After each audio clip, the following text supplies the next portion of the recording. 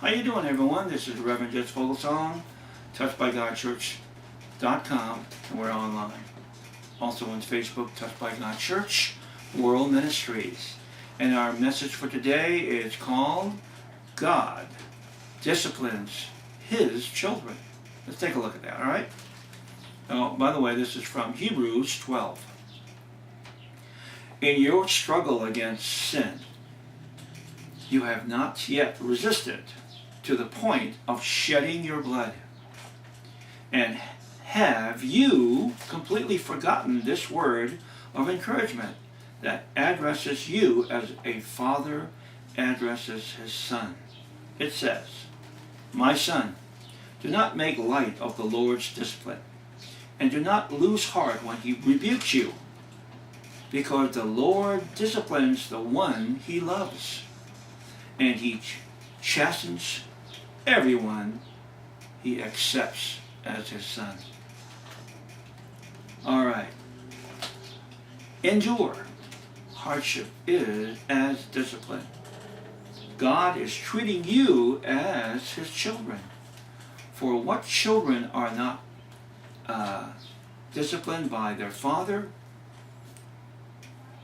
If you are not disciplined, and everyone undergoes discipline, then you are not legitimate, not true sons and daughters at all.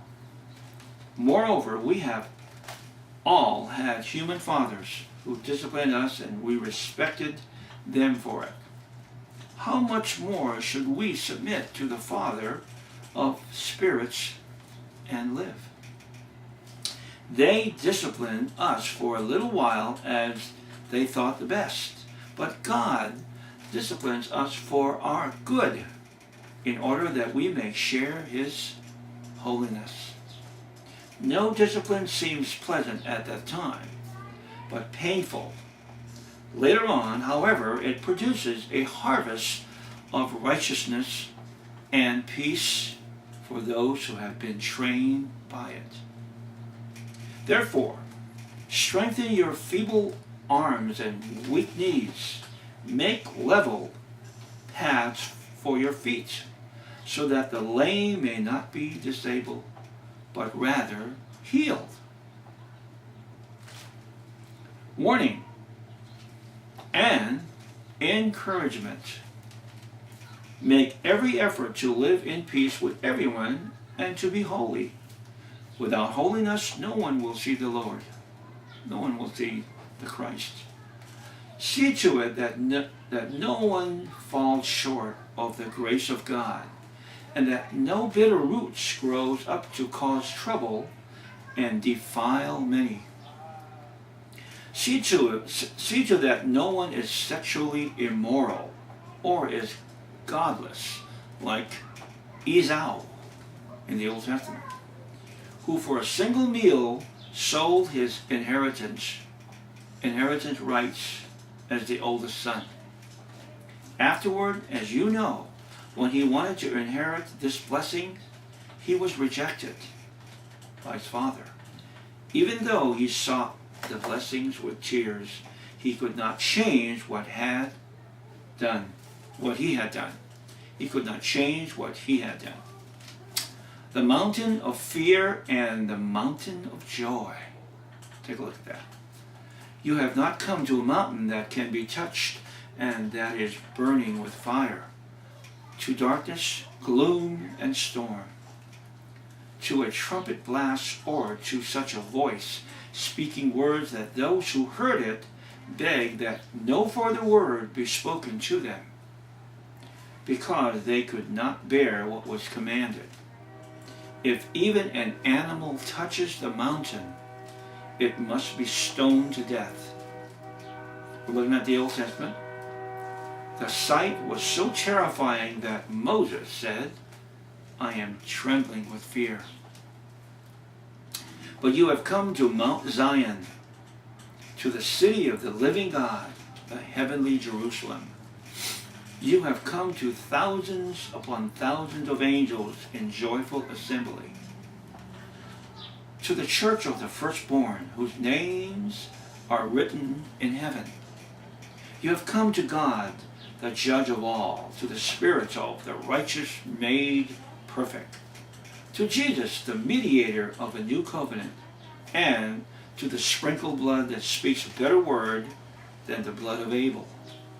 See to it that you do not refuse him who speaks, if they did not escape when they refused him who warned them on earth.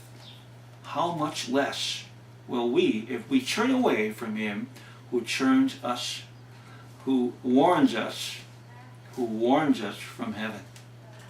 At that time his voice shook the earth, but now he has promised, once more I will shake not only the earth, but also the heavens. The words, once more, indicate the removing of what can be shaken. That is, created things so that what cannot be shaken may remain. Therefore, since we are receiving a kingdom that cannot be shaken, let us be thankful and so worship God acceptably with his reverence and awe. For our God is a consuming fire. God is a consuming fire. Keep on loving one another as brothers and sisters. Do not forget, show hospitality to strangers, for by doing so some people have shown hospitality to angels without knowing it. Continue to remember those in prison as if you were together with them in prison, and those who are mistreated as if you yourselves were suffering. Marriage should be honored by all, and the marriage bed kept pure, for God will judge the adulterer and all the sexual immoral. Keep your lives free from the love of money, and be content with what you have, because God has said, never will I leave you, never will I forsake you. So we say with confidence, the Lord is my helper. I will not be afraid. What can mere mortals do to me? Remember your leaders who spoke the word of God to you.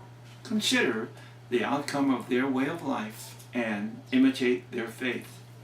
Jesus Christ is the same yesterday, today, and forever. Do not be carried away by all kinds of strange teachings. It is good for our hearts to be strengthened by grace, not by eating ceremonial foods, which is of no benefit to those who do so. We have an altar from which those who minister at the tabernacle have no right to eat. The high priest carries the blood of animals into the most holy place, in which they, of course, go in there only once a year, as a sin offering. But the bodies are burnt outside of the camp. And so Jesus also suffered outside the city gate, to make the people holy through his own blood. Let us then go to him outside of the camp, bearing the disgrace he bore. For here we do not have an enduring city, but we are looking for the city that is to come. Through Jesus, therefore, let us continually offer to God a sacrifice of praise, the fruit of lips that openly profess his name. And do not forget to do good and to share with others, for which such sacrifices God is pleased. Okay, amazing message. Let's stop right there, and we'll continue again in another message here at touchedbygodchurch.com online, also Touched by God Church World Ministries, and you'll find that on Facebook. Rev-Jess Foglesong. God blessings to you and yours today.